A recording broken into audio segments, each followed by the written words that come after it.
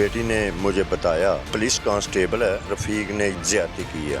मेरे साथ चचा ने भी ज्यादती की है। ज्यादती की? नबीला ने उसी टाइम क्यों नहीं बताया? आप तो फिर रजामंदी से हो रहा था ना। अल्ट्रासाउंड में 2 माह की आमला थी, बच्चे का डीएन करवाया। अब डीएन हुआ है, वो चचा के साथ मैच हो गया। अदालत के अंदर फैसला सुनने गई है नबीला। जो मुलजम रफीक है उसने जुर्म कबूल किया है, हमारी अदालत ने उसे बरी कर दिया है। नबीला ने अपने ऊपर पेट्रोल फेंका, आग लगाई। क्यों किसी की बात पर आई है? इस बात पे क्यों नहीं आई कि मेरा बाप बेचारा लोगों को क्या मुंह दिखाएगा?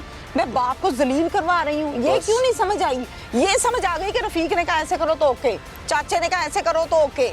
नबीला को डांटा क्या की कितना ही? मैं अपनी बेटी को नहीं डांटा। जिसने की है उसको डांटेंगे, बेटी को नहीं। बेटियों को डांटना अच्छी बात नहीं है। बेटियों को डांटना अच्छी बात नहीं है, लेकिन बिल्कुल ठीक कह रहे हैं, लेकिन ये हरकत अच्छी बात है? हमारी इज्जत है। पर इज्जत तो नहीं रखी ना आपकी बेटी ने। क्या रखी है? पहले जो गुनाह उसने कर लिया, उसके बाद तो किसी के घर में नहीं गई। बच्चा नाजायज, फिर जल गई, पर्चे, इज्जत खराब हो गई। तुसी बैठ के या इसकी वालदा ने समझाया नहीं है कभी कि बेटा हलाल हराम शादी कुंवारी कुड़ी ते शादीशुदा जिंदगी है बेटा, डिफरेंट चीज़ें ने। देखें, आप ये कहते हैं कि समीना की गलती है, रफीक की गलती है, आपका भाई जाहिद उसकी गलती है, आप ये क्यों नहीं कहते कि नबीला की भी गलती है? बेटा ये तो बता रहा हूँ भी उसकी भी गलती है, क्यों इनकी बातों पर आई? बातों पर आ गई।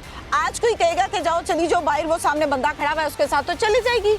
या कि आपको बताएगी कि अबू जी मैंने आज गलत गल कर देने वरगला देने। ये मोहम्मद रफीक भी उसके साथ जिना में मुलव्वस रहा है। उसके नतीजा में ये 2 हफ्ते की हामला भी हो चुकी थी। जो बच्चा पैदा हुआ ताकि डीएनए जो है वो कलेक्ट हो सके बच्चे का। रिपोर्ट क्या बताती है किसका बच्चा है? रिपोर्ट आई, अरेस्ट हुआ था एक्यूज्ड रफीक, उसके साथ वो मैच नहीं की। एक जो है जाहिद जो है जो रिश्ते में चचा है जी, जो PFSA ने रिपोर्ट दी, उन्होंने कहा कि ये बायोलॉजिकल फादर जो है वो ये जाहिद है।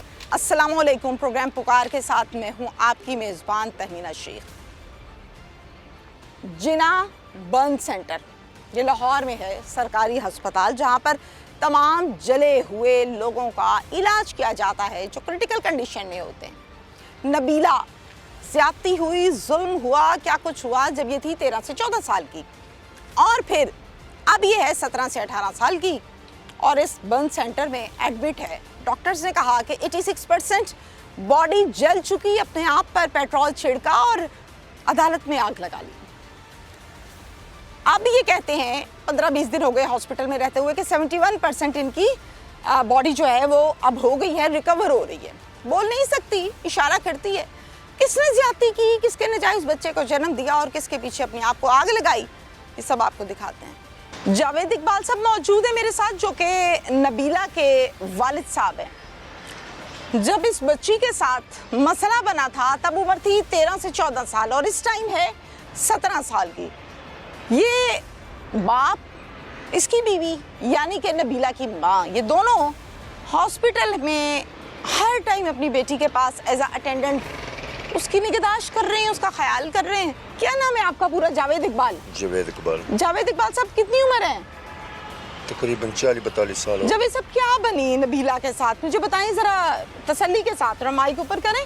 चलें। 6-5 को मोहम्मद रफीक पुलिस कांस्टेबल है, उसकी सिस्टर हमारे घर मेडिसिन लेके आई थी। मेरी बीवी ने मैंने कॉल करके बुलाया, मैं घर आया तो किस चीज़ की मेडिसिन? वो प्रेग्नेंट हो चुकी थी। अच्छा। रफीक के नुक्ते से। अच्छा जी।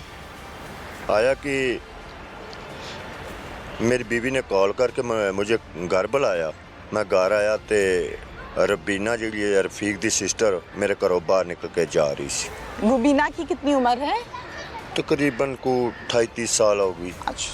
फिर मैंने फिर ऐसे किया, अपनी बीवी से पूछा, अपनी बेटी से पूछा, बेटी ने मुझे बताया क्या? मेरे साथ रफीक ने ये ज्यादती की है। मैं थाना गंडा सिंह FIR करवाई। ये हम बात कर रहे हैं जब ये 13-14 साल की थी जी।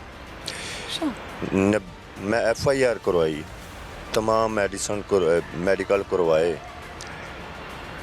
अल्ट्रासाउंड में 2 माह की आमला थी। जब इन्होंने 13/5/22 को DN करवाया उस वक्त तो क्लोथ कर चुका था, डीएन आना ही थी नहीं था। उसके बाद कितने अरसे के बाद करवाया? यानी कि उਦੋਂ ही करवा लिया ना, अभी 13 तारीख को। ठीक है। उसके बाद जब बच्चा पैदा हुआ, चिल्ड्रन हॉस्पिटल बच्चे की डेथ हुई। यानी बच्चा पूरे 9 माह पैदा रहा और फिर बकायदा पैदा हुआ? हाँ जी। ठीक है। बच्चा फौत हो गया चिल्ड्रन हॉस्पिटल के अंदर। पैदाइशी तौर पे या पैदा होने के बाद? पैदा होने का 1.5-2 माह बाद, यानी कि बीमार था। हॉस्पिटल में रहा 1-1.5 माह? हाँ जी। क्या इशू था?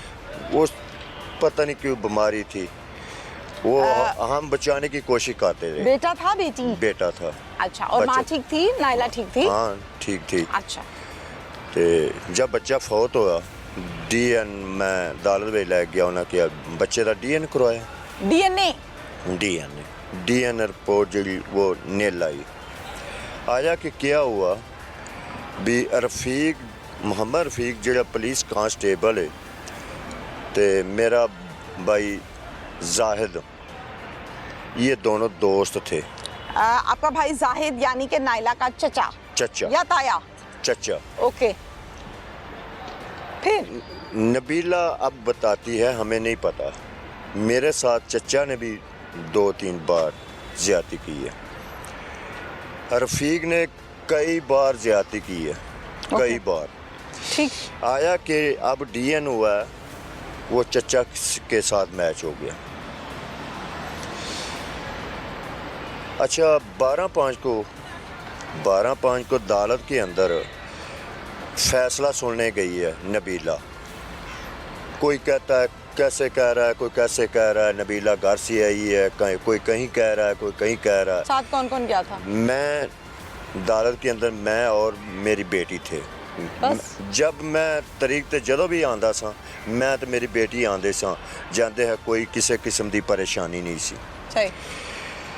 उस दिन ऐसा हुआ है कि मेरी चद्दर बाहर डिशनल सेशन जज शेख अजीम की अदालत में बाहर पड़ी थी। मैं उधर लेने गया था, बाहर चचा के पास नबीला खड़ी थी। चचा के पास नबीला खड़ी थी, मैं उधर गया, अदालत से चद्दर लेकर वापस आया, तो मैं क्या, हाँ बेटा चलिए। बेटा मैं और मेरी बेटी वो तो चले हैं, रक्शे से चले गए हैं, ट्रीटमेंट प्लान पे जाके उतरे हैं। मैं क्या बेटा आप यहाँ सामने खड़ी हैं, मैं पेशाब कर लूँ। ठीक है जी। मेरे आगे एक आदमी पेशाब कर रहा है, मैं उसके आगे जाकर पेशाब करने लगा। नबीला ने अपने ऊपर पेट्रोल फेंका, आग लगाई। मेरी लोगों ने मदद की है। अब आप ऐसा दसें भी कोई अपनी बेटी पर पेट्रोल छिड़क सकता है? बिल्कुल नहीं। नहीं ना छिड़क सकता। बिल्कुल नहीं। ये तरह तरह की बातें हो रही हैं। हमारी बच्ची की जान खतरे में है, हमारे साथ ज्यादती हुई है, अब भी ज्यादती का बायस बना हुआ है।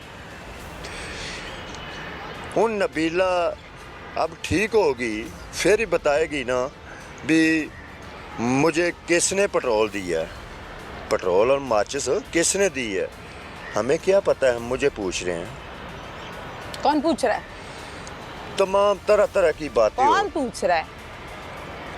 लोग हमारे गांव में तरह तरह की बातें बोलने दें। और कौन पूछा? और किसी ने नहीं। सरकारी इदारे ने पूछा? नहीं, मैं हमें किसी सरकारी इदारे ने नहीं अभी तक पूछा। आप मोहल्ले की बात कर रहे हैं? हाँ तो जी। करने दें लोगों को बातें, लोग तो बातें ही करते हैं। क्योंकि हमारी इज्जत का मसला लोग है। किसी पे चादर देके उसको ढकते नहीं है, उसकी चादर उतार के उसको नंगा करते हैं। हाँ जी। आपको पता है इस बात का? छोड़े इन बातों को, मुझे ये बताइए कि इस टाइम फिर नबीला मैं आपको एक ऐसी बात बताता हूँ, जो मुलजम रफीक है उसने जुर्म कबूल किया है, जुर्म कबूल किया है, हमारी अदालत ने उसे बरी कर दिया है। वो खुद इंकशाफ कर चुका है। हमें कहता था 2-3 किले ज़मीन ले लो, 2-3 एकड़ ज़मीन ले लो, 40-50 लाख रुपया ले लो, हम हमसे सुलह कर लें। हमने कहा हम तुम्हारी ज़मीन पर और तुम्हारे पैसों पर थूकते हैं, ठीक है ना? ठीक है। इज्जत से बढ़ के कोई ऐसी चीज़ नहीं है, इज्जत से बढ़ के कोई ऐसी चीज़ है तो हमें बताएं। ठीक कहते हैं आप। आपके घर पर कौन कौन रहता है? मैं मैं, मेरी बीवी, बच्चे हैं मेरे 4 बच्चे हैं, एक बच्ची मेरी शादी